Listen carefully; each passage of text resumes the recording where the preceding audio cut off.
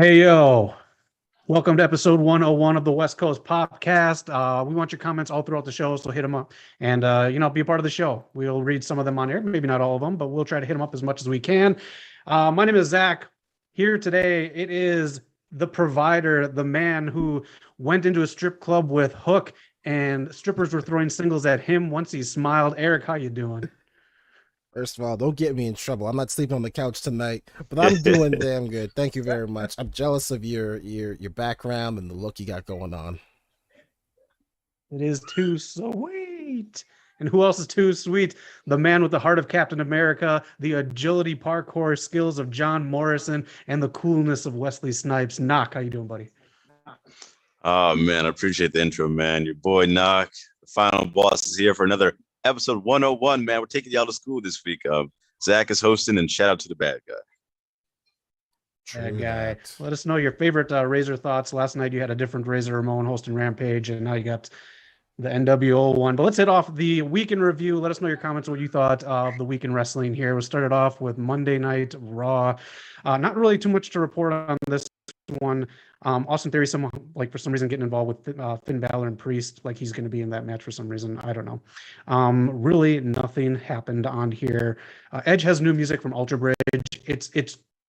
I'm fine with it. I think it works. It fits the mood of his new character, and I think when people complain about this, I think that they'd be the same people that would complain because he's not doing anything to change it up with this feud with AJ. So I don't know if any of you guys heard the new song. I heard it. Like I like it's hard to see Ed come up to a different song, but I do like the new theme song, and it's the same band. Okay, that's ballsy to change your theme song at this point in your career, but exactly to him. He's not complacent. It's gonna be weird going back. Yeah, I feel like it's just gonna be for this run with AJ. Maybe if he has another feud, then probably go back sometime. But he's a natural heel, man. I'm still enjoying it. I'm ready for AJ to come back so you have some bit of one-on-one face-to-face promos. Yeah, I think that'll happen this week on Raw. So I mean, if you're bored Monday nights, and yeah, don't watch it. What else happened here? Not too much. They added a three-way match for RK Bros belts at Mania, and they really, we'll hit this up later in the show, really hinted at Seth needing something to do at WrestleMania. It was from the top to bottom of the show. This was hinted at in the match between Kevin Owens and him. Actually, good match. Ended the show. So yeah, we'll hit that up. Any questions about Raw or thoughts? No, I just seen a few things. I did see the big tease for Seth versus you know who, the guy Jericho won't mention anymore. But we'll see how it goes, man. We'll definitely get to that topic soon. True that. It kind of sucks that I don't know how long we've been doing this, and every week 3 hours of Raw is the fastest thing we review. Yeah, yeah. I mean, the one other thing I'll say is they're building up Damian Priest versus Finn Balor. Damian Priest hit him with that Razor's Edge to the announce table. Omos versus Commander Aziz, nothing. Just two big guys, so it's kind of cool to see that the height. But damn, that's all I got from Raw. That's a damn shame. Let's move on. Yeah, Raw is a shame, Eric. We'll see if someone can spice it up later on. We'll talk about it. NXT 2.0. No. So much going on. Do you want to talk about the Brazzers moment there, Knock? Yeah, let's talk about the kiss off we had with Indy Hartwell, my guy Dexter Loomis, and Persia Perota, and Duke Hudson. In the ring. Indy Hartwell versus Persia Perota. They worked together. They were a tag team before this. Now they're just going at each other and trying to one up each other and kissing their boys. Tommaso Ciampa was made an offer he can't refuse by the mafia guy. That was interesting. Eric, yeah, I'll tell you this guy Tony D'Angelo, man, he's your guy for sure. I'm still not all the way there, but he can go. I saw it the second I saw that vignette. I knew it. And then it's gonna be Tommaso's kiss-off match. Yeah, what I'm interested in is two things right here. We got Dominic Mysterio taking on Raul Mendoza, but the most important thing is they're kind of hinting at a Rey Mysterio versus my guy Santos Escobar, which I'll be very into that match. That'd be so cool. I'll take that 10 times, 1,000 times over. Yeah, that's kind of all I really saw from NXT 2.0. Yeah, Cora is going to face off against Mandy Rose for the belt. Miz TV was on with Dolph, and A-Kid debuted against Kushida. So it's nice to see Kushida in an actual wrestling match again, rather than this goofy jacket time shit. But that did as well. Okay, well, I mean, it's cool for A-Kid to move over too. Mm-hmm. Yeah, And I think we're gonna honestly, like we've been talking about for months. I think NXT UK is just gonna slide into 2.0. Probably. They've been their own little island over there, still doing their thing, but they're starting to take notice. Yeah. I hope they bring the that's it belts for 2.0, over. man. Yeah. Do you want them to have that many belts on NXT? It's tough because like I love the lineage of the NXT UK title. I mean, all these great champions. It'd be a shame for it to just go away. Yeah, bring over the main ones. Tough. Bring over the men and the women's. Yeah, well, maybe the maybe you can unify the tag belts and then just keep the other ones. Yeah, and they can defend those on Level Up too now that they have that sideshow. Yeah. Listen to him just talk. Right. Talk with no mic on. I completely forgot about NXT Level Up. Any of our viewers, do you guys actually watch that? Have you guys been into it at all? Yeah. Speaking of viewers, we do have some people here. Primetime giving us a shout out. How you doing, man? Supersonic X, good evening. And he says that ending is random between Indy and Persia. Yeah. Yep. All right, that's it for NXT. We're good on that. AEW Dynamite. Knock, I know you watched this one. Yeah, I watched it, man. I was confused. I really enjoyed some parts, and I was through the roof with some other parts. I'll touch on the first part right here. Bryan Danielson, John Moxley is going to be one hell of a tag team. Putting William Regal just seems like overkill, but it's great. Wheeler Yuta it was pretty much a match to build up John Moxley and Bryan Danielson, but also to give Wheeler Yuta some shine. And he got some shine, man. Even getting slapped in the face by Regal, which was one of the stiffest slaps I've ever seen. The way he reacted, that's a nice shot of the way he slaps him, the way Yuta reacts, and then Daniel Bryan comes to the scene smiling. Like that's a nice little clip they can have there.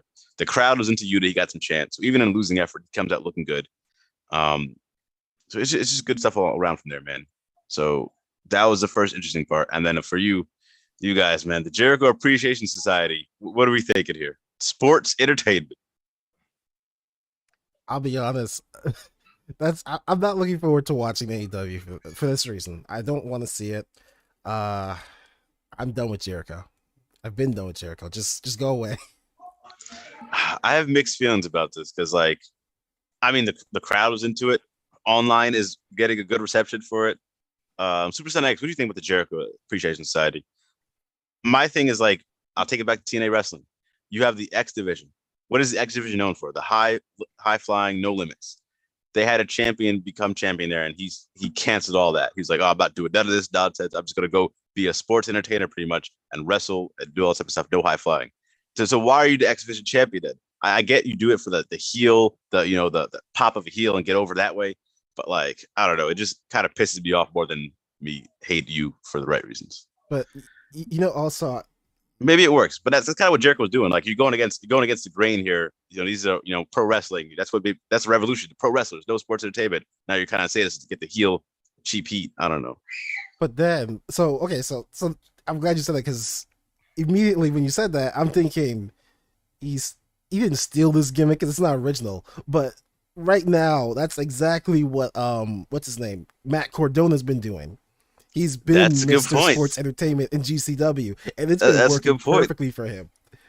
You don't get to just magically do that. And then, like, it works for Matt on some level because he got screwed over by WWE for, like, far too long. It works for him because he's doing his own thing outside of AEW, which is like the revolution. This, like, I don't know. Right. So he's what you would call an outsider in GCW, so it works. Yeah, I'm not down with it, and it's cool that the members, like, what's his name, Daniel Garcia, gets to be in it close to Jericho, but I mean, yeah, I don't think that really did anything for anyone in the inner circle. I think Sammy got over on his own. Proud and Powerful kind of got screwed, so. Yeah, I think for sure it will build up Garcia and everyone else because they'll be in more high-profile matches and get actual storylines. But we'll see how it goes. Yeah. How are you gonna be in a feud with these guys and just, like, tear them to shreds and, like, basically try to make a new Pineapple Pete, and then all of a sudden in your first promo as a faction, reference stuff from the past? Like, this stuff didn't matter before when you were feuding with them. Yeah, that was kind of goofy. Fucking promo. Yeah, that was goofy, and then the whole thing, like, as soon as he was saying, "Oh, we're sports entertainers," I looked straight at Daniel Garcia like, this doesn't make any sense. And then they try to, like, retcon that a little bit. And it was very cringy to see Dan Garcia go, I'm a sports entertainer, but his whole thing is about being Red Death, one of the most technical wrestlers coming up. So and then, that was kind of weird. Even more like, okay, so the whole reason sports entertainment was legally coined is because they got sued, and the idea is, oh, we're not real, we're entertainment. So you're basically saying that your faction isn't real, that you're pissing on kayfabe. Yeah, sports entertainers that beat up wrestlers, man. Come on, man. It's tough because it actually might work, and it actually could help out the other guys, but it's a weird thing. I mean, again, the beautiful people in TNA, they did it. It was the Women's Revolution. They were doing they're the divas of the TNA, but it actually worked for them and actually could wrestle. But I don't know. It's gonna be tough. I think the crowd will like it because I don't know. Live crowds love Jericho. Alcohol is a hell of a drug. What else happened at AEW Dynamite that was Hardys better? came out, faced Private Party. Yeah. Jeff hit what was supposed to be a swanton. I said this last night on the stream. I hope he keeps training and just doesn't come out there. If you watch the match they had earlier, before the Private Party match as part of their tour that they're doing, it was a very stiff, and it wasn't like, the Hardys matches that we hope for. Okay. Yeah, those swantons look painful, bad. He's not getting the full extension on his legs. He's kind of like curling his legs a bit. Yeah. Like I hope he can move properly. He's having fun though. Yeah. Yeah. He looks happy.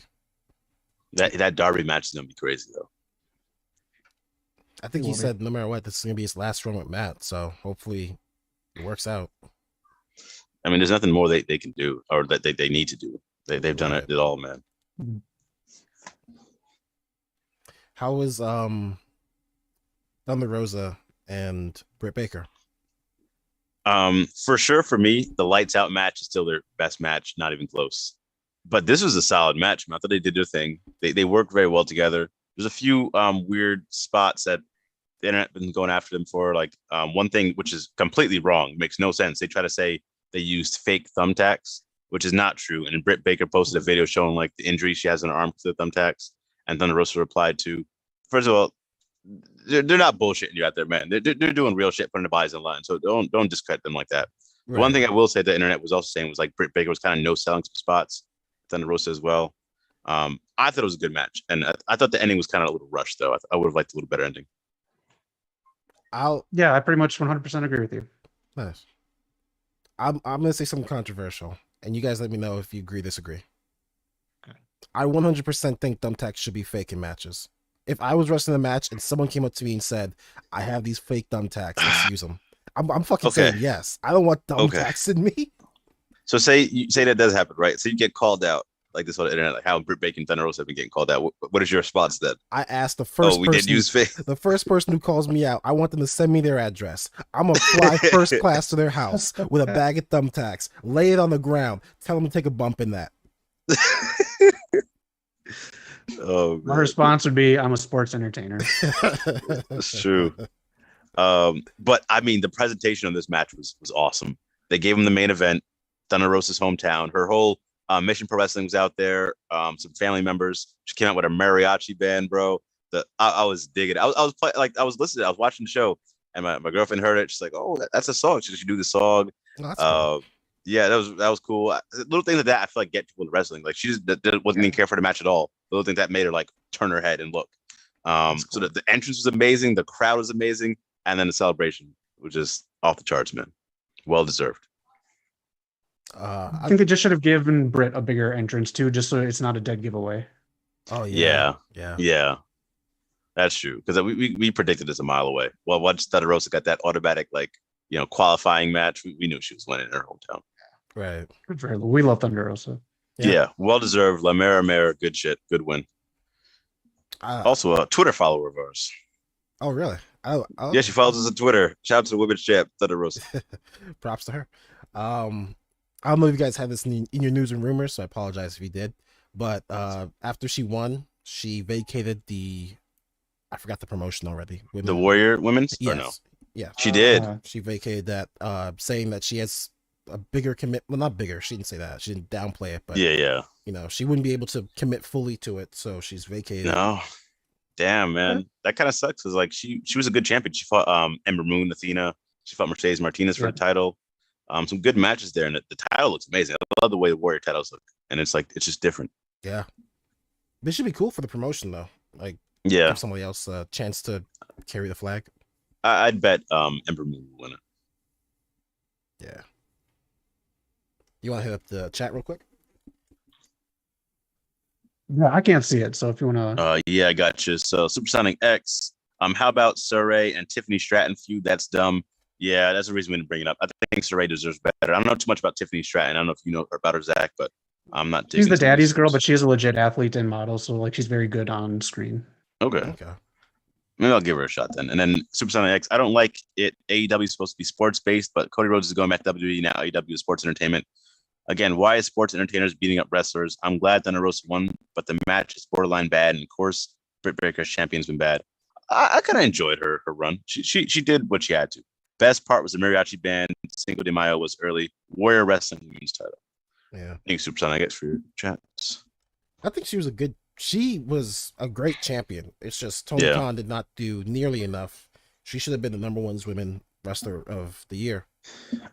It's tough because I mean, who won it? Was it Bianca Belair that won? Yeah. Or was it Sasha? Okay, yeah, that's a good point. Bianca. Because like as great as Britt was, she was fighting a losing battle trying to take out. Bianca was on a different level. So was Sasha. Like Britt had the main events. Britt had all the main events. She had the big. They gave her a spotlight. They gave her the Pittsburgh spotlight. I'm not saying this to be sassy. I'm actually curious. How many main events did she have? Off the top of my head, I will throw out the number 5 out there. Like she was main eventing pretty often. I'll say lower. You think lower? I think it was 2, lower. Maybe 3. That's what I think, I think it's 3, including this week's match. And that's including last year's St. Patrick's Day match. Okay, maybe 1 is too hard. I'm not even sure if Bianca. I can't remember. We have to go back to the episode, but I think there could have been so much more production-wise. The fact that what's it called? I know this is before she was champion, but the waiting room wasn't even on Dynamite. Like maybe once. They should have brought the waiting room back. Oh, that's the biggest show ever. The Grand Slam. She main evented that with Ruby Soho. Yeah, that's I mean, it doesn't get a bigger spotlight than that. That's true. Yeah, because Daniel Bryan went out first, I think. They opened. Yeah, okay. I just think Tony Khan could have done a bit more. Yeah, I could have definitely done more. She's great. You said it right. She's great, but the booking I thought was pretty bad for her. I would have loved to get the Deonna Purrazzo match, which I think is coming up. This is my prediction. You heard it here first. I've seen some people stealing my other predictions, but Britt Baker versus Deonna Purrazzo is coming up. Britt Baker will win the Ring of Honor World title. I think it'll keep her momentum going. She'll have another title to keep to herself, and I think that's the title she'll win. And have that big match with Deonna. That's pretty good. Yeah, I could see that happening. Yeah. Any thoughts on Scorpio Sky retaining the belt and MJF? I mean, honestly, the booking in AEW has been so predictable the last like 3 or 4 months that it's just like, I don't want to say it's not entertaining to watch. It's just like, all right, now MJF's coming out and he's going to cost him the title. All right. Yeah, because we've seen that coming a mile away. I'm just happy for Scorpio Sky not losing his belt like that quickly. I think he can actually have a good run. Where's Ethan Page at, though? He was kind of MIA this week. Yeah, there's like a reason for it. I just didn't read it. And Paige, I think she's gonna be a natural, man. I'm very excited to see what she does. Yeah, that'd be cool to see. Yeah, I'll give it to Sky. As soon as I saw the match and I predicted Wardlow winning, I thought, oh, he's gonna be transition champion. But then I remembered MJF and CM Punk are probably done. So you're right, this was very predictable. But we'll see where the feud goes because Wardlow has to win that feud, right? Yeah, he has to move on to do other things. Do you think he's going to lose? Okay. I think he's going to lose. I think Shawn Spears is going to get him. All right, maybe I'll do the 50-50 book, which they've been doing for the past year. MJF will get the win. On pay-per-view World will get the win to go over. But MJF's picking up a victory at some point for sure. Yeah, that's pretty much how they did do it. Yeah. Because now I'm looking at Shawn Spears, who they've been building up to kind of be his accountability or whatever, and cost him another match. See, I get the feeling, like I love Shawn Spears, but I get the feeling we're just gonna see Wardlow squash him on Dynamite. Oh, for sure, he'll squash him in the match. But if it's Wardlow versus MJF first time around and it's not pay per view, I'm counting on Shawn Spears to go in there and interfere. Yeah, I see that. Do you guys really care if Bret Hart manages FTR, or is this kind of, I personally see this as kind of an insult to Tully. Like, it's like we wanted Bret Hart for so long, and now we can actually get Bret Hart. Possibly, we don't know for sure. So we're gonna ditch Tully so we can finally have Bret Hart, one of our favorites ever. I don't know. I find it kind of insulting. Maybe it's not to most people, but it's just no. I think that was a mistake. Like Tully and FTR worked very well. So now where do you go from here? I mean, he was part of the Pinnacle. What's going on with the Pinnacle? We have 2 people leaving out of Pinnacle. That's not being addressed. If Tully needs time off, if he couldn't keep on with the schedule, then fine. If he's going to be backstage or whatever, how that goes, there has to be a reason. Or if Tully's going to manage another team to come out and feud FTR, that'd be kind of interesting. But just to drop him off and have Bret Hart, that's kind of fucked up. That's not the way to do it. I mean, I love Bret Hart. Don't get me wrong. I'm excited for this, but there's a better way they could have done it. Yeah, I agree. You hit the nail on the head. Like, I don't know if you've seen the actual segment. They fired him backstage and some quick 1 minute 30-second promo like that. Quick. That's kind of fucked up. Like it did. Yeah, it just went from 0 to 100. Yeah. The best thing they can do with this, in my opinion, is they can go for Bret Hart when he comes on for the Owen Hart Classic or whatever they're going to do for that, and Bret Hart turns him down. I can see that. Yeah, there's some stuff they got to do there. Yeah, but that's it for Dynamite. Anything else that we missed? I think I'm good here. Yeah. Well, real quick, do you guys remember who?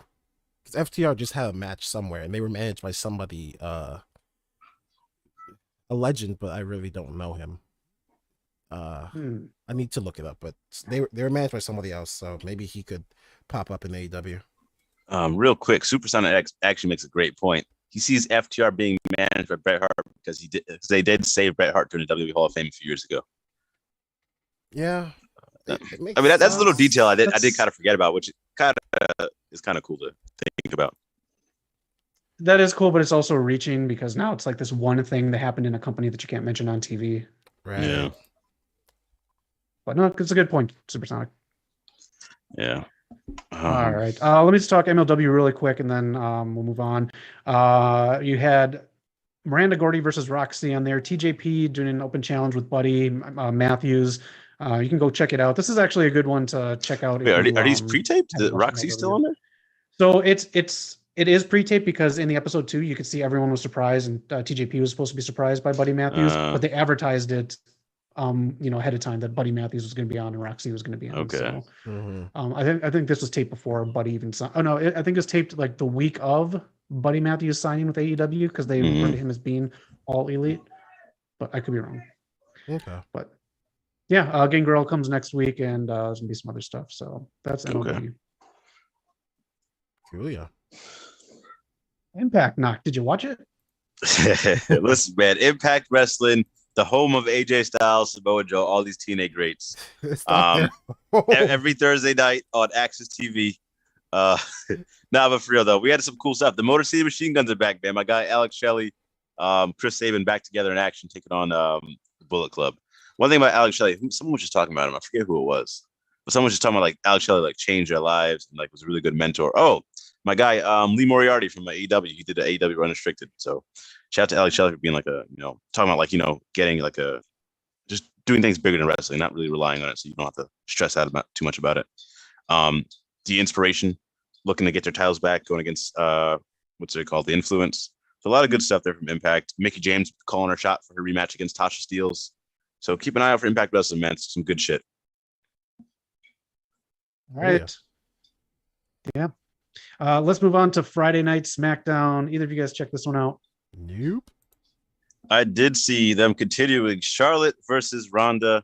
Again, another table spot. Charlotte throwing Ronda through the table, powerbomb. Again, I'm not really excited for the build-up, but I'm excited for the match. I think they'll do their thing. And then they did show Big E sending a message, with his neck and everything. That dude is a beacon of hope, man. So much inspiration from that guy. He is. Really quick before you move on, the graphic that they put up there, I don't know if it was Fox or WWE who did this, but I didn't know this, and you can go to Cage Side Seats. I'll give them credit. They misspelled Bobby Lashley's name in the tweets. They misspelled Mick Foley's last name in the tweets, and then there was a tweet in there too from Shasha Banks. Oh my god! So I thought they just screen grabbed them and put them on as a graphic, but they type someone behind the scenes types them out and puts them in a graphic on their own. So. Damn, ridiculous. Real quick, also on Big E, I've been trying to find the right way to say this ever since we saw the injury, and I feel petty for saying this, but if Big E is forced to retire, I think I'm gonna be extremely mad that we spent the last 2 years without the full form New Day, even more so than usual. You never know what's gonna happen, and you gave us this. He could have done all that in the New Day. I'm just hella pissed that if he's gone, it would have been so long since we actually saw the New Day in full strength. I don't know if I can forgive them for that. That's why you can't waste people's primes, their talents, man. You never know. I don't know if this is true or not, but it does seem like the storyline they were supposed to build Big E, Kofi, and Xavier versus Ridge Holland, Pete Dunne, and I'm not calling him whatever the other name is, Pete Dunne and Sheamus at Mania. That's what it's supposed to be. Yeah, that was supposed to be. Xavier, they fast tracked his comeback to last weekend's house show. Yeah, it would have been a shame, man. Yeah. I mean, they're trying to continue it now. It was Kofi versus Ridge Holland on SmackDown last night. So a very weird match to watch. Just because you don't know the people's feelings of what's going on behind the scenes. So right. Yeah. News has been pretty good in terms of what's his name? Ridge doesn't have any heat. Everyone's going to visit Big E. So the locker room's very supportive. I know Ridge went to visit him in the hospital and everything too. So I from what I read, he feels really bad, but I mean, I don't know. I don't even want to think about it really. Yeah. Did you guys catch Brock Lesnar doing which I do like how WWE changes up their vehicle backstage spots because they are kind of fun to watch. So Eric, if you didn't see it, Brock Lesnar was arriving, the bloodline goes in the back, and Brock has a forklift. So the bloodline hide in this truck and he grabs it with the forklift and takes it and smashes it and whatever. But I like when they do these stupid little things in the back. And then Brock comes out with the door of the truck that he ripped off as they're trying to drive away in another truck. So yeah, I don't know. It is what it is. But. Is it similar to who did it? Stone Cold or Triple H? I remember someone did a forklift spot back in the day. I can't remember. I think it was. It probably is because Stone Cold did Triple H, I think. Yeah, it was fun to see him behind the wheel of something he shouldn't be driving. I don't know. That's cool. I'll check it out. Real quick, maybe you can shed some light on this. What are your thoughts on the finish between Motor City Machine Gun and Bullet Club? It looked like Jay White barely broke up the pin. Yeah, so shout out to Tilla, man. We appreciate your support. So Motor City Machine Guns, they go for one of the best finishes of all time, the Skull and Bones, the neck breaker into the splash from Alex Shelley, which a lot of teams copy. Then they go for the pin on Chris Bay. Last second, Jay White slides in and tries to take out the pin. Gets into an argument with the ref. The match just ends abruptly. It's tough because I get why they do these type of spots. I just feel like I need a little more from the crowd into it to really get this over.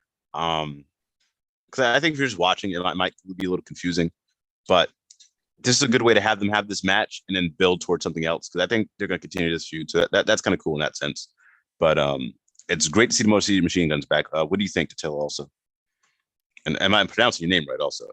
And listen, is it Datilla, like Thrilla the Killa, or is it Datila, like Tila from He-Man? So let us know which one it is, just so we can pronounce it correctly. Yes. And we appreciate your support.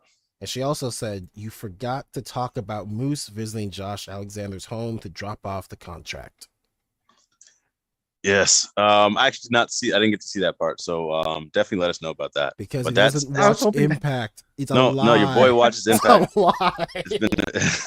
It's been a busy week, man. I still haven't finished the episode yet, but I've been trying to catch parts. I'm excited for it because I saw the stills of it. I saw the pictures, and it's very funny, especially the kids' reaction. I'm sorry, there's just a lot of things you could put underneath that. Yeah, we'll definitely check that out. Zach coming in for the save there. Appreciate that. My guess is Moose drops the belt to Josh Alexander at some point, though. That will happen. Supersonic Exos is the opening segment is funny. Brock Lesnar's crazy savage. That's cool. I'm glad it's positively received. Yeah. Last thing that I thought was very positive on SmackDown. Watch the women's match, Banks and Naomi versus Rhea and Liv. They gave that one time, and it just when you let people perform in WWE and do matches, they come out great. This is, I thought, match of the night easily. For this and Rampage. Nice. All right, that is it for SmackDown. More WrestleMania build, but whatever. Rampage, if you guys caught it, I think the two highlights for me were Darby versus the Butcher and the women's match, Layla Hirsch versus Red Velvet. The women's match especially, it was fast. Red Velvet impressed the hell out of me in this one. And I think both women knew, like, hey, we're not on YouTube. We're on national TV. Fuck it if it's after a March Madness game or not and how late it is on the East Coast. But they acted like they were main eventing Dynamite. So I liked it. Yeah, it was really cool to see them because they've been building a storyline for a while, mostly on Dark, Red Velvet, Layla Hirsch, and Chris Statlander. And you also get to see Red Velvet like improve. Like I know she's getting a lot of shit for the missing some of the moonsaults, but she's spot on now, man. She's really shown growth. And she's very quick with her moves, man. Some of those kicks she throws are just super, super nice, super crisp. 100%. And Layla looks like a beast. I don't really cut you off. Layla looks like a beast, man. I don't know. The jib she's be hitting, like she's amazing. And she's throwing small little facials and like hand gestures in there too. So she's also really evolving nicely from just being the stone-faced fighter from Russia to being what she is. So big improvements and great match. Nice. Supersonic X does bring up a good point. Chris Statlander has a different character. So I think on Dynamite, you see her like wash off the face paint and take like some contacts out. And on Rampage, she has like a darker color to her. I don't know if she's going heel or not, but she's definitely changing up the character. Know what she's doing? She's going fucking human finally. This alien thing is done with. We can actually enjoy Chris Statlander's stuff. I'm so fun. And then Excalibur last night when she came out. Wow, she looks so different. No, she fucking put on different clothes and took her contacts out. Leave it alone. I think they need to replace Jericho on commentary because it just doesn't make sense to have three heels in commentary. First of all, and Zach did point out he does go back and forth between heel and face, and it just I don't know, man. I like his back and forth with Ricky Stark sometimes, but they gotta figure that out because it kind of doesn't really help the talent in the ring sometimes. No. All right. Lastly, I just want to give a shout out to, of course, I watched this after Carnage Rage hit me to what was going on in MLW before. Dr. Julius Smokes on MLW. He's all with 5150, but he cut a promo on MLW, and I want to see this guy on a bigger platform. That's all. Okay. Lastly, Datilla, once again, I was at Bound for Glory when Moose was robbed by Josh Alexander of his moment, and he made it 10 times more personal by visiting Josh's family. I can't wait till Josh takes back the belt. You know what this reminds you of? This reminds you of back in the day, TNA Impact Wrestling, when James Storm finally got his big moment beating Kurt Angle and Bobby Roode robbed him of the belt. What TNA messed up was James Storm never got the belt back or got his redemption of Bobby Roode. So Bobby Roode just kind of ran away. This time, I hope you're right. I hope Josh Alexander gets the belt. I hope he beats Moose and regains, some type of, get some revenge on him for that. So that'd be kind of cool. Oh, Supersonic X disagrees with Zach, the main man. Statlander is human, not alien. Oh, wait, no, he agrees. Never mind. Damn. He agrees with Zach. Oh, man, she is human, not an alien. We have to see the birth certificate or something that we don't know. Really quick, I feel like we talked about the Dexter Lumis kiss stuff before we went on air. And what did you call him, Eric or Knock? 6'5". No, what's his name? Oh, Duke Hudson. Dexter Lumis, but no, what's Dexter? Oh, Sam Shaw. Yeah, Sam Shaw. Yeah.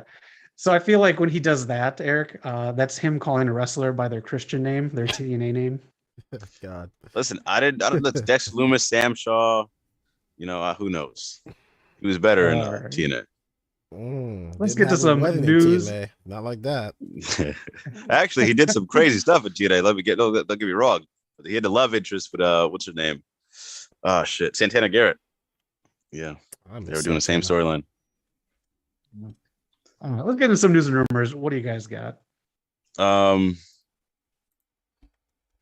yeah, I think we all know the big one. We all know the big one. I see Primetime in the chat as well. Cody WWE. That is insane. Kenny Omega just had knee surgery, but he has some other surgeries he's scheduling to be out another 2 months at least. right now. He's just focusing on the video game. I did see that thumbtacks. Yes, the thumbtacks are real. And someone questioned if Britt Baker was a real dentist as well. She's doing her thing, man. Let the woman live. So yeah, stuff like that I saw. But I don't know anything else you guys got. I don't think I have that much. I'm sure afterwards I'll remember and be like, damn, but I'll pass. Everything I had, I think I covered last night on the Rampage live stream. Swerve has an album out on Spotify called Tears. It's not under Swerve Scott or Swerve Strickland. It's under something else. So just if you Google Swerve Strickland Tears or something, it still pops up. So, and the other thing was, I guess the WWE Performance Center, they took a picture of the new class with Roxy and Santino Marella's daughter in there. So, okay. I got a few more things. So first, I'll talk about the Jeff Hardy thing. So Jeff Hardy did mention, walking out in WWE and saying, like, looking back on it was one of the best decisions he could ever made. I don't know what you guys thought of that. Like, wrestler acting saying, walking out of a match, live performance was a good idea. I mean, for him, I think, it worked out. He was under some bullshit there, but it kind of is a little weird to do that. Yeah. I read that and I don't 100% get. Like he sounds like he was frustrated because he mentions like he would show up and like Survivor Series, he felt like the biggest baby face in the world, but like 9 times out of 10, he felt like he was just there. Mm-hmm. So I guess he was just frustrated enough to walk out, but I don't know. Like he was clean, but his motivation is kind of weird. Yeah. The other two things I want to say, Miro signs a long-term deal. He'll be there for a while. Hopefully see him on TV soon. Kind of missed the guy. And then Tony Storm, man. Tony Storm. Yeah. Listen, she was at wrestling. Now he's pulling it up now. Now she's moving on, doing some other things, making a ton of money. Apparently, someone said she made like 10K in like an hour or so. But shout out to Tony Storm, man. Yeah, and I was about 8K of that, so my apologies. Oh man, craziness. Hopefully she does come back to wrestling though. But yeah, damn. You know what? The internet's been talking. The way the internet talks about her, she must have seen it. She was like, "It's time to cash in on it." Yeah. So what was her term? What? Losing to stuck-up people. Yeah. On SmackDown. Oh man. Anything else you guys got? Supersonic X is hit us with some saying there's an update on Asuka, but my God, can these loud fans learn that Asuka is not medically cleared? Also, Alexa Bliss is getting married. And my Alexa. That was another thing. Yeah, shout out to Alexa Bliss. Another thing there, she had to post something on Twitter. She's been getting death threats, her and her fiance. People been trying to find her address. A whole lot of weird shit people been doing. I feel like every once in a while on this episode, this podcast, this talk, stop harassing these women. Stop harassing these wrestlers. Let them live. If you're a fan, you're a fan. See them if you see them in real life, say what's up, obviously, but don't just be trying to find where they live, stalk them at the airport, all this type of nonsense. Some of these people should not be allowed to have internet. No, they shouldn't. All right, that is news and rumors. Let's talk about Cody. You want to get in on it, Knock? You have a ton of thoughts on Cody Rhodes. Cody Rhodes reportedly by multiple sources has signed about 10 to 14 days ago a deal with WWE. He will be appearing at WrestleMania. It looks like he will be Seth Rollins' opponent. Who wants to go first? That's all you, Knock. All right, I'll start it off. I'll try to keep this, not too long. I'm pretty positive in my entire life of watching wrestling, this is the most torn I've been. Now, you guys know me for being a TNA guy. I love TNA. So when AJ Styles jumped ship, Samoa Joe, people like this, I didn't feel so torn because TNA, the prime of TNA was already over. They weren't in the heat of building up, trying to rival WWE. They were already past that. So I was excited to see AJ get a bigger platform because I wanted more people to see him. Cody Rhodes is one of the main reasons Revolution started. He's built up AEW. He has the fuck you flip off sign with John Moxley. You know who they're targeting that as. The throne breaker, breaking Triple H's throne. How many times he's done that? All these great promos about the revolution, all this stuff in EVP, and he leaves ship. 3 years into it, he jumps ship. Part of me is like, damn, is it the money? Is it did he always want to go back to WWE? When he left the first time, he built his name up the right way. Ring of Honor, New Japan, doing all these crazy matches, promoting himself the right way. And then I felt like when he did All In, I felt like to me in my mind on the outside looking in, it's like was that it for you? Was it like, oh, I'm gonna do All In, then go back to WWE as a main event or a star? You proved yourself. Now you can become world champion there. And then now all of a sudden, this AEW is a thing, and it's like, oh, that's kind of cool, but I kind of want to go here. I guess this is what all my friends are doing, so I'll do this. It kind of seems like he wasn't fully invested in AEW as much as I thought he was. Because there was those rumors before AEW started that everyone, the Bucks, Hangman and Kenny and Cody were going to WWE on some major deal and appearing at the Rumble. So I don't know whose plan that was, but obviously the whole Tony Khan thing deterred that for a lot of these guys. So it's weird, man. And to see him go to, and what his theme song, we're talking about his theme song. How are you gonna play that theme song about, you stole my name? There's Eric said in the chat, you're in WWE back where you came from. The Stardust jokes. I'm gonna cut it there before I start rambling on, but damn, I'm just so torn about this. I agree. I am torn on it. I said before, joking, I was like, damn, I'm gonna have to start watching Raw. Honestly, I might just watch the YouTube segments with him in it. That's what I did. That'll be enough for me. I don't know if it's, I mean, I'm sure the money definitely played a part of it, like I'm sure they offered him bank, and he's definitely grown accustomed to a certain life.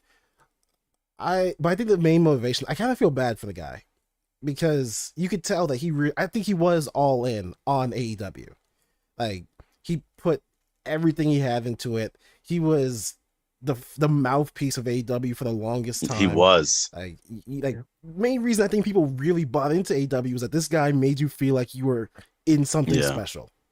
The Bucks and Kenny, they hyped it up on YouTube, but Cody was the promoter. And that's what makes me feel bad for him, is that I think, I'm going to use an analogy in a second that we can talk about more off air, but I think he really went into this thinking that he was going to be a driving force in this, like a head guy, not even just on screen, but backstage. He would be able to put his vision of wrestling into the world. And I think being outnumbered by the elite, because, we see that at the time Kenny and Bucks have their own vision, Tony Khan having his own vision. I think Cody just didn't have enough power, and that's not a bad thing. He just have enough say to put his vision in the world. Almost, I'll say this because I don't want to get too into it. This used to be a 4-person podcast. So, damn. You start something, and when you don't necessarily get to put your work into it, it breaks your heart. So I truly do feel bad for Cody. I think he really did love AEW, and the fact that he had to leave it, I think, kind of makes me feel bad for him. Not bad, but I want to secretly think that he's going over there for the paycheck, but then he's gonna sneak into where the files are for all of his dad's trademarks.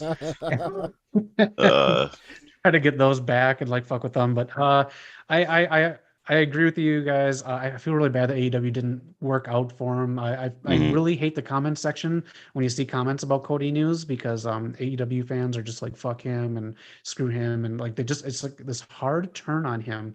It's one thing as a heel in the company, but now it's just like they can have him. The WWE fans can have him. Screw him, and I don't know. I don't know how you could feel that way towards someone who built something that you are obviously so passionate about, that you are just declining all the wrestling organizations except for AEW. So right, honestly, just really, really weird.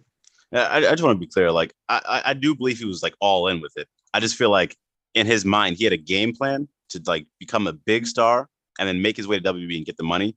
And then just this other great thing came out of nowhere and he had to juggle, these two different paths. But I think his heart or his mind wanted to go WWE, and this AEW came out of nowhere. Because like Eric said, man, the promos, this doesn't work without Cody, because his promos, he literally got you to the door with his promos. Even when the pandemic hit, that promo, it was just him in the ring, no one in the crowd, just dark. He's speaking to you. Not a lot of people could do that. I don't think any of the elite could really hit it the way Cody. He hit that at the park, man. And I can go back and listen to all these. I was watching his old promos, and it's like, damn, man, this shit is so fucking good. And when Dynamite debuted his first match, the way the crowd responded, it makes you think this past year how the crowd turned on him. You think that will carry over and follow him in WWE? this crowd reaction, getting booed. I think people will forget about it because he's just so, it's such a cool moment to see this guy jump. Because I'm thinking he's getting AEW chance for sure. No matter where he goes, he's getting AEW chance. Real quick before we answer, Philip, thank you for watching. You have yourself a great day with your parents. Thanks for watching. I think he gets a fresh start. I think. You think so? Yeah. So I think most WWE fans are casuals. Like, of course, we know like people like we've heard AEW chants in WWE, and maybe we will hear that again. We probably will because they're smarks. But I don't think it'll be like the John Cena boo yay like he's been getting so far. I think he gets a fresh start. Yeah, it's just so weird, man. He did though. He's officially a main eventer. Like he can't do anything else besides main event. Going over to WWE now. I don't know if he'll carry over the song. I think Seth Rollins is the perfect opponent for him to start with. I don't know if he'll be at Mania. Some people say he's going to debut at the Raw after Mania. There's just so much, man.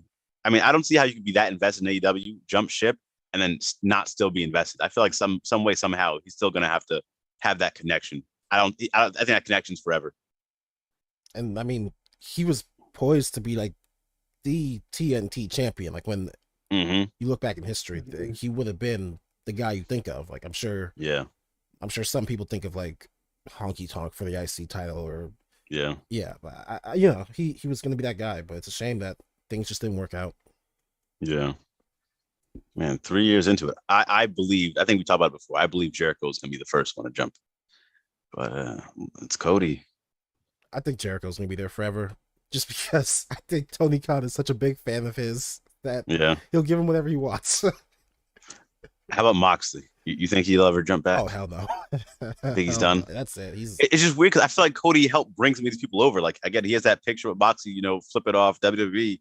And I feel like he was part of getting Moxley over and some other guys. And now he went back. Also, if this does work out, though, if it does work out and he kills in WWE, does that give people in AEW more incentive to jump back over to WWE? I think I'll say yes on Cody's word. Like they'll talk to Cody and he says, is it really like, is it just you or do you think I'll get a good shake too over there? Yeah. I think Cody will be honest with them and say, I don't know their mid-card stuff. They just kind of like throw it. Or if it's your tag teams, like FYI, you might be better on the indies for building a name for yourself. Yeah. But also like we've been seeing, I think a lot of wrestlers right now are starting to get their own motivation to go over. Like, I'd be surprised if Brian Cage doesn't sign with WWE when his contract's done. Yeah.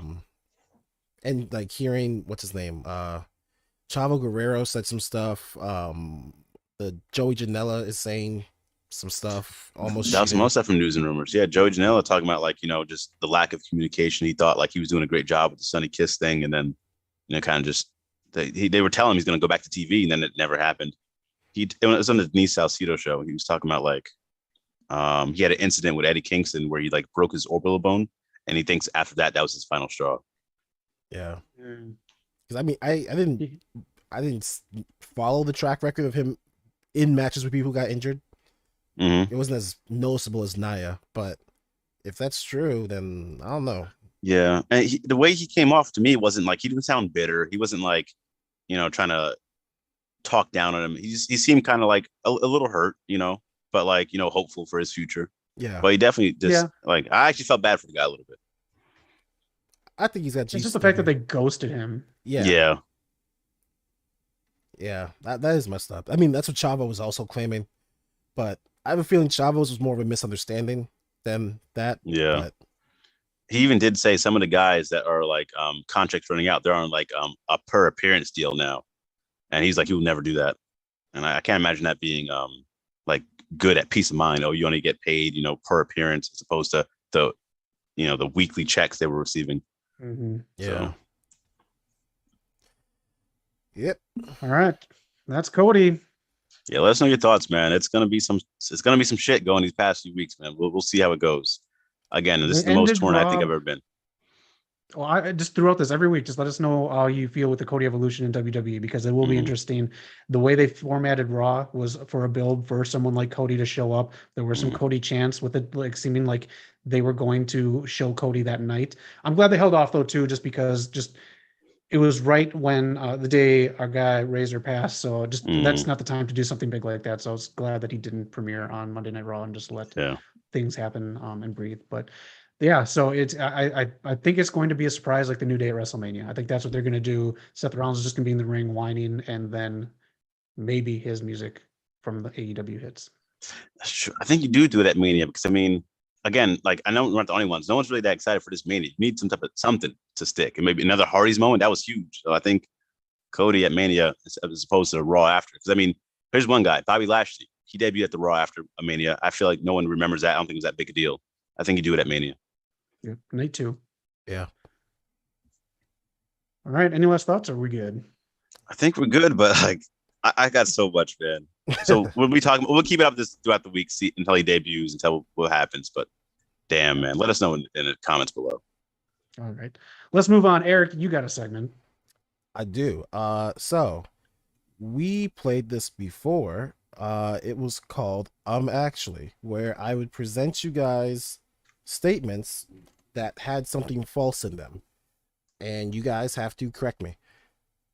I don't remember how we did it last time in terms of like determining who got it, but this time we're just, if you find what's wrong with it, just say actually, and I will call you out and you give me a correction.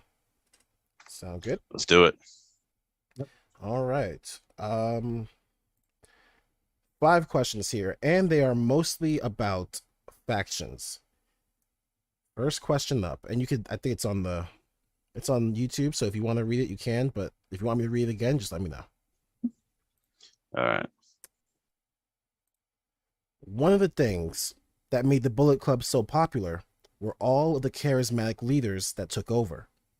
From the potential-ridden Prince Devitt, to the amazing AJ Styles, to the controversial Cody, to the present leader Switchblade Jay White. The amazing AJ Styles, really? We're not going to just call the phenomenal one? And Cody was never a leader. Actually, Mr. Provider, it was Kenny Omega. I was waiting to see if you'd say actually, because I wanted Zach to steal that point. But you're right. Cody was never officially leader. They just fought. Yeah, when you throw out amazing AJ Styles, it draws my attention, man. Worst part, when I was writing that, I was like, damn, what name could I use for AJ Styles? I completely forgot what phenomenal. Oh man. But that's correct. Cody was never leader of the Bullet Club. Bullet Club is fine. Bullet Club is mine. Bro, this guy was just giving gold to the world. I can't find that clip anywhere, and I forget which episode BT it is. I will deep search for that because it was so good. Yeah. All right, next question, or next statement. This is about the NWO. By July 15th, 2002, when the NWO was officially disbanded, it had a total of 62 members. You couldn't throw a rock without hitting an NWA member. Members included the final leader, Shawn Michaels, NASCAR driver Kyle Petty, Chris Jericho, Miss Elizabeth, and Bret Hart. What's wrong in that statement? Said NWA. Did I? Mm-hmm. NWO. You don't get a point for that one, but give me point. Thank you. Oh man. Chris Jericho's never in the NWO. Yeah, I'm sure we would have never heard the end of it if he was. I can't confirm if that's right or wrong. Because you forgot Supersonic X says Shawn Michaels. He was in the NWO. You forgot 2 words. I can't even say if it's right or wrong until you say them. Easy. The name of the game.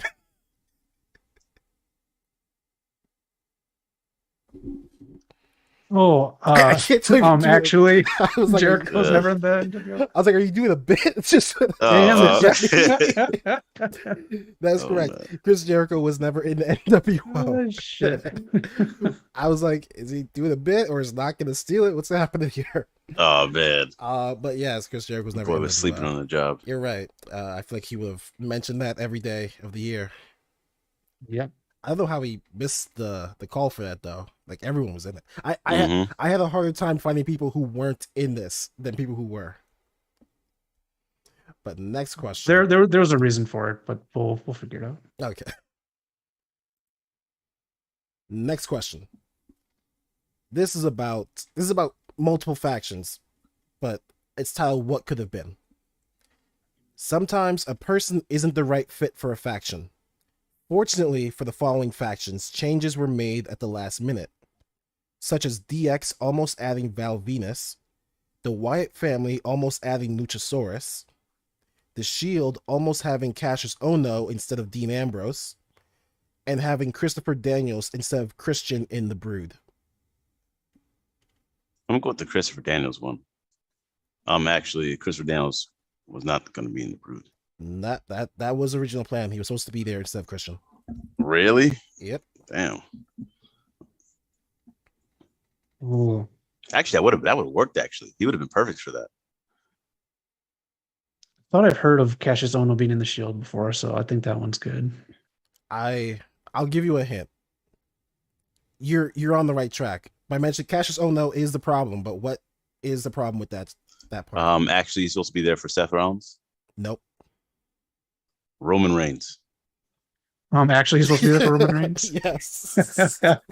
Man, whose idea was that? Like, I like Cassius Ohno, but damn, that would have been a huge mistake. I think CM Punk's idea. If you believe the idea that CM Punk is the original like maker of the Shield, he wanted Cassius, and WWE wanted Roman. I can see why, because I mean that's his guy from the Indies, Ring of Honor. He is a very talented wrestler. Yeah. All right, so it's 2 for Zach, I think. Next up, The Click. Perhaps the most popular BFF group in wrestling. The Click, founded by Shawn Michaels, Kevin Nash, Scott Hall, and Triple H, broke the illusion of kayfabe in the Madison Square Garden incident.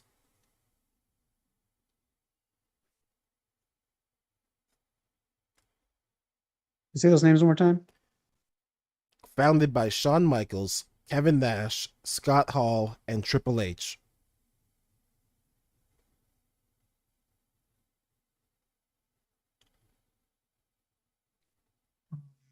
Actually, it wasn't founded by Triple H. Replaced him with Sean Waltman. That is correct. That is 100% correct. It was Sean Waltman. Hey, yo. It wasn't until One Shawn more Michaels. for the bad guy.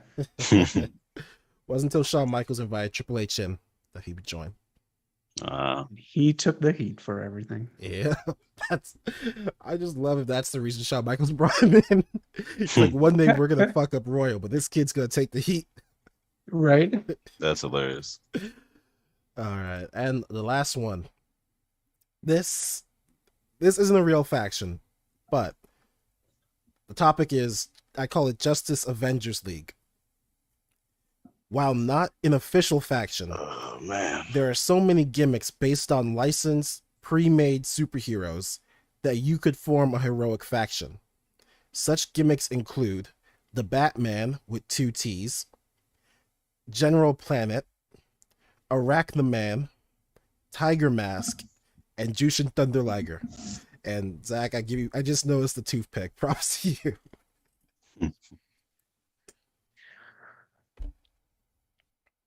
I'm just positive those last 3 are fine.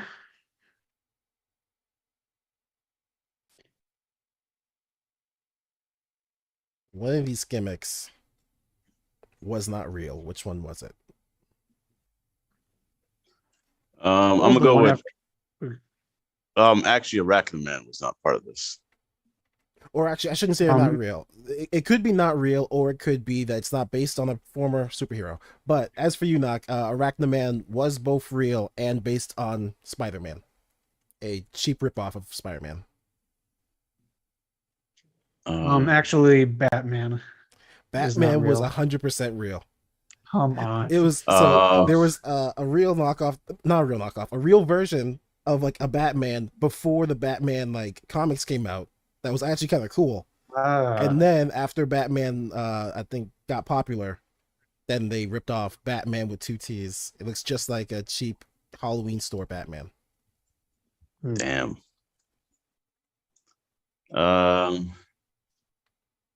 Tiger Mask. He wasn't part of this group. So it's not a real group. Just so you know. Or But, not based off somebody. okay. I'm gonna give, even though you didn't say I will say that it's wrong. He actually is based on a real cartoon, but he got more popular than the cartoon, at least in the Western. Actually, Justin Liger. He's just Justin Liger. Nope, he is based off of either a cartoon or an anime. I mean, same thing in Japan, but. So we've got the Batman with 2 T's, General Planet, Arachnaman, Tiger Mask, and Jushin Thunder Liger. I mean, I didn't say General Planet because I thought that was just Captain Planet, but I guess actually General Planet wasn't based off Captain Planet. I made that one up really? myself. That was man, yeah, you got me there, dude. I had the outfit, like everything, like it was believable. Yeah. So I think with that, Zach might have had 3-2. So that was I mainly put this one in because I didn't know that Tiger Mask and Jushin Thunder Liger were like based on something, but they just outgrew what they actually were based on. So that's cool. But that was thank you for playing. Thank you for making that. How are we doing on time? Are we about an hour into it? Hour and 1. If you want to do your quiz, it's up to you. Let's skip the quiz. We'll save that for another day. We'll have some more fun with that. Let's just jump into promo school. 2 promos I really want to talk about. And then if you guys in the chats have any additional information as to what needs to be done for these 2 promos, let us know. But 2 promos I think are very important that are coming up. Let's talk about the first one first. Thunder Rosa's choke on this fucking thing. Thunder Rosa, what does she need to do for her first promo as champion? Because she needs to come off a certain way so she's not just a regular champ. We all know what she can do. We all know who she is. She's extraordinary. She's hardworking.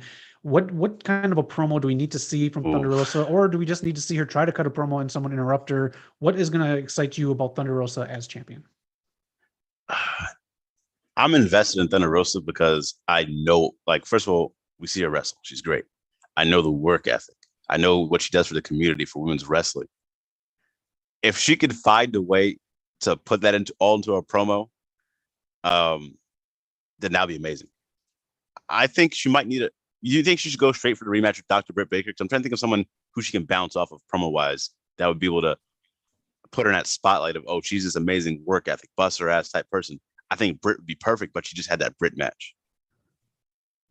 Let's stay away from Britt and have Britt break up with her faction and do that. Or like you said, wait it out, do nothing, and then face Deanna for the ROH belt.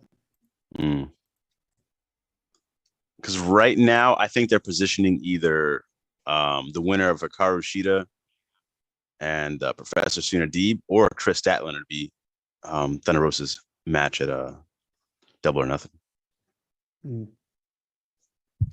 Real quick. So last week I put this question up for the promo school pop quiz. Who said this? Last week, whoever answered had it wrong. They said Seth Rollins. This week, primetime. You're correct. It was Roman Reigns. Good job, Prime. I agree with Knock. I think. Oh man, I actually would have fun booking this because, like you said, she's done so much in wrestling. Yeah. I would have her.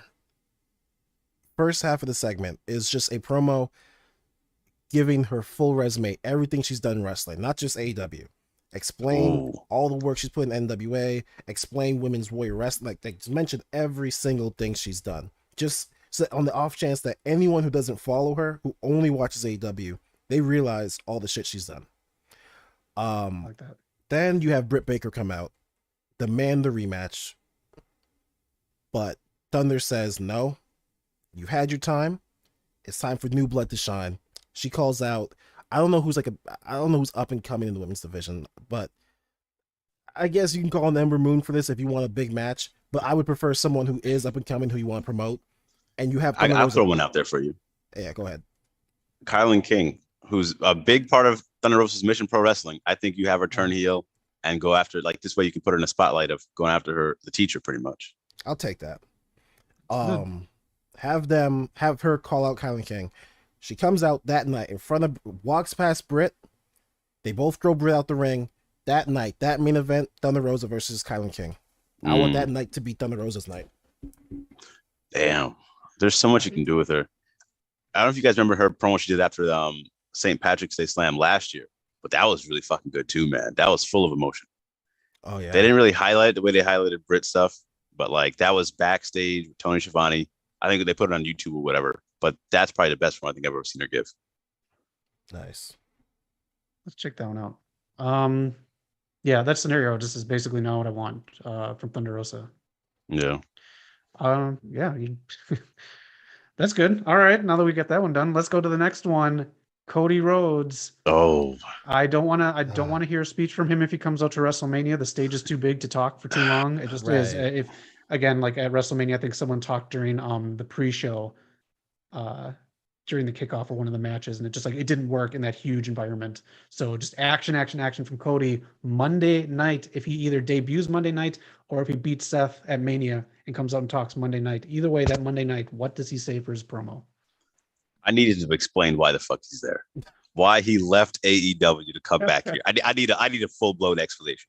Whether you turn face or heel, give me something, man, because I'm an emotional wreck right now, but I don't know what to do. So that's what I need. What if he just came out? Said, cash. Listen, if he's going to heel, man, something just give me something, man, because like I'm so blown. I can't. I'm trying to think of history or some type of show or comic I've read that could explain Cody leaving AEW, going to WWE. It just give me something, bro. Oh man, is there what factions are there on Raw right now? What do they got? I don't think they got any factions on Raw right now. It's tag teams. That's it's all mostly it is. tag teams. That sucks. Yeah. Okay. Everyone's just in partners. That sucks. I can't do my idea then. Okay, so I don't want Cody to come back. Like AEW Cody was like him turned up to like 11. I want him to come back as a character because I don't think I'll believe Stardust, man, and breaking it out the closet. Yeah, I can say this real quick about Stardust. Stardust was a genius idea for the fact that this is where I thought it was going to go. It was supposed to be Cody making fun of Goldust, not just embracing the Rhodes name, and it was supposed to piss him off to a point where it would drag the wrestler out of Dustin, and those two were going to have a pay-per-view match. That's what I thought the genius of Stardust was, and apparently it wasn't it. But that's what I thought the point of Stardust was, and it'll give us the match that we got to kick off AEW. Double enough. That's what they wanted. That's what because they had a match in some live show, and they thought they could really kill it, and that's what they wanted, but they didn't go with it. Right. And then you talked about wanting this match, and then you go back to WWE. You talk about this match with Dustin Rhodes. This is why Dustin left to go be with you with the Revolution. You inspired him, and then you just leave, pick up your bags, and leave. Yo, Cody, man, give me an explanation, buddy. Come on, man. Oh man, I feel like you're Chris Jericho in that Shawn Michaels feud where Chris Jericho's like upset with Shawn Michaels for some reason, like screaming, like, "Tell me why." Tell me why, man. Fuck. I want to go back. I want to go back in time to. Funny enough, we were talking about Bullet Club Cody Rhodes. I want him to be that heel. He won't have Brandy, obviously, but yeah, I think he'll be fine. I don't think he wants to do that on a public stage like that anymore, on a bigger stage. I don't think he wants to be that heel anymore. Yeah, that's why I wanted the factions. I wanted him to kind of take it over slowly, like he did Bullet Club. But yeah, I that'd be amazing. I don't want to see like inspirational Cody anymore because it's not going to hit the same. It's not. You can't talk about the Revolution when you just jump shit, bro. You really can't. Yeah, there's nothing you could say that would. Oh man, I'm so torn. This hurts. It does, but like it is. But I'm hurt by it. But I'm also like, I won't say hurt, man. I'm not that emotionally attached. I'm torn because like what he meant for AEW, like real life stuff, man. You're going head to head with WWE. But also, I'm kind of excited to see what he does in WWE because I know he wanted that big main event spotlight. He should get that. He could get the world title. So I'm excited, but I'm also torn. So it's just weird. Yeah, I think he's the only person I want to see take the belt off Roman. Imagine that, because we know the legitimacy of what Cody can do, but I mean, I hope that they do as well. I think for his first, I want him to turn heel or just like be cocky or something. But like because he can just go out there and be like, "Did you miss me?" or say something kind of foolish. But he has the opportunity.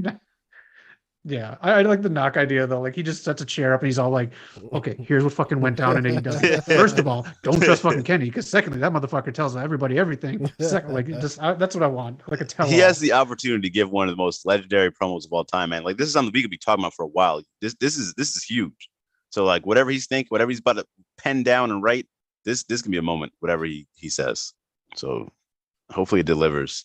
My thing too is WWE does this thing where they have talent come in from another company and they try to downplay all their teams. So you haven't done nothing in WWE. Did it with AJ, did it with a whole bunch of Samoa Joe, all these guys. So is he going to go straight to the main event or are they going to downplay his shit? Also, Damian Priest does his finisher. What's going to happen with that finisher? Oh yeah, because I doubt they're going to let him do. Was it? They're both on Raw. The Tiger Driver he does, the Homicides move. The what do you call it? And it was called the Gringo Killer back in the day, but it's also I think the Vertebreaker. I don't think they're going to let him do those moves. Those are the Cody Cutter. Yeah. So I mean, he has to do the Crossroads, I would imagine, and Damian Priest is using that move, and Damian Priest does it pretty well too. Yeah, I honestly don't think he did it this week. Okay, so I think they're. I was going to ask that too. If they're kind of, that's something I want to pay attention to. If they stop letting him use that move, Cody's coming. That's a dead giveaway. I'm almost positive he didn't do it this week. I was gonna send a message in the chat, but I'm just like, oh well, maybe he just didn't want to do it this week or whatever. Yeah, I'd be kind of pissed if I was Damian. Like if I got a call saying, "Hey man, that move you've been doing since NXT, yeah, we got this guy coming back. He's been here way before you, so he's kind of got seniority." I think they had to have had a match already in Ring of Honor. I feel like they were there around the same time. I'm sure they did. It's kind of funny. Yeah. All right, 2 big promos we got coming up, man. I'm excited for both of them actually. I will say I'm scared that we're gonna see. I'm really scared that we're gonna see like the Cody version of Sting versus Triple H, where they just put him in a match against like I think of Seth Rollins as like a key WWE guy. Seth Rollins is perfect because he has that Triple H connection. Yeah, so I don't want to see Cody take a pin just because this is Vince's way of saying like, oh no. See what's going to happen if he's a Triple H guy. He's going to take the loss, and Cody, the new prodigal son, is going to come aboard, take over NXT, pin another Triple H guy, bury all Triple H people, and just keep going on the burying Triple H train. Honestly, there's just 2 things there. Do you think imagine they give him NXT, to give him that creative control he wanted? We talked about it wouldn't work because the NXT 2.0. I don't think he'd want to take over that, but right. I mean, maybe he could do something with it. Maybe Brandy would do something with it. I don't know what she's gonna be doing.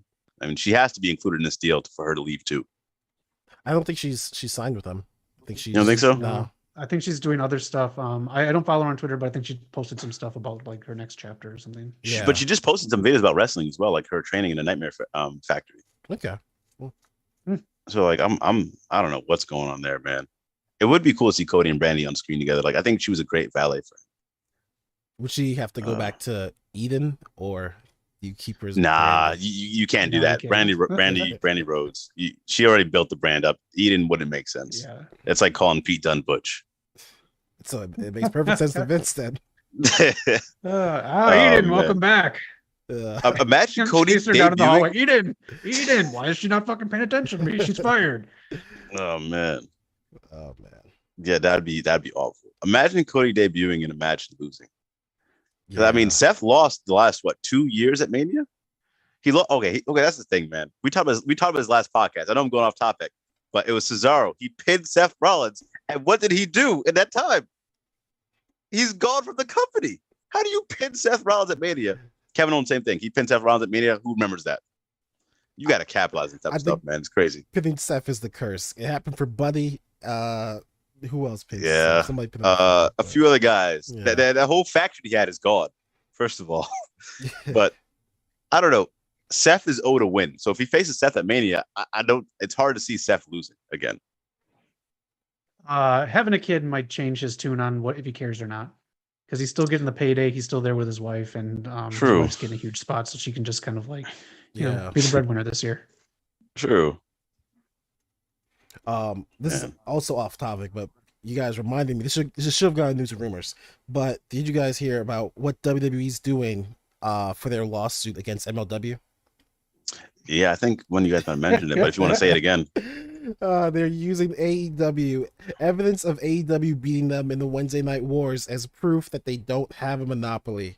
And I just absolutely loved it. I hope Vince called Tony and just said, "Hey pal, thanks for the beating. You really saved us some cash."